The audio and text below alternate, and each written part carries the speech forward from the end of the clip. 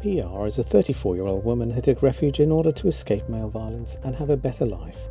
She's now living in Altındağ district of Turkey's capital Ankara and spoke to Jin News. Originally from Afghanistan, she was born in a refugee camp in Iran after a family fled to Iran in 1985 after the Soviet-Afghan war in Afghanistan. Born and raised as a refugee in Isfahan, Iran, she faced discriminatory state policies against refugees from an early age. She was forced to marry when she was 20 and faced domestic violence throughout her marriage.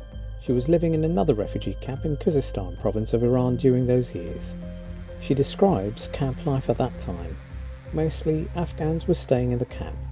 We lived there in very small rooms. We lived in a 50 square foot house. Not everyone could work freely. They only let men work. Women were not allowed to work.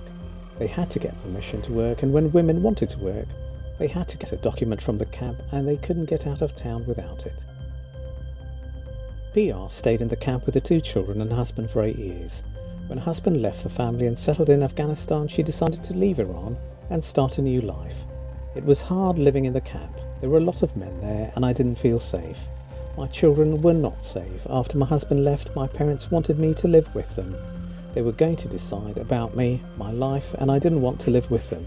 So I decided to leave the camp and come to Turkey in 2019. After travelling through a risky road, climbing mountains and walking for days, she arrived at the Turkish border with her children. After we arrived in Turkey, we were given a temporary ID. I could register my kids in school with that ID. Immediately afterwards, the coronavirus pandemic came and everything started to get very bad. The situation was not easy for her in Turkey either. She was working in a hairdresser's to learn the profession, but due to the pandemic and measures taken, she was forced to stop her work. I also lost my job after the coronavirus problem. I cannot make a living. Sometimes I can't buy anything to eat and I have to borrow money. My health insurance has expired. I have kidney disease and need surgery. I'm not psychologically feeling well either, but I can't go to the doctor. Her ex-husband continues to threaten her and PR says she doesn't feel safe. Moreover, her children have been subjected to racist attacks a couple of times in Ankara. The neighbourhood they live in is close to the place where racist violence broke out against Syrians and Afghans on the 14th of August. My children have been beaten a few times, subjected to violence, so they are afraid to go out. I couldn't go to the police station and file a criminal complaint because if I did, the neighbourhood would be hostile to us. The police do not interfere much in this neighbourhood either.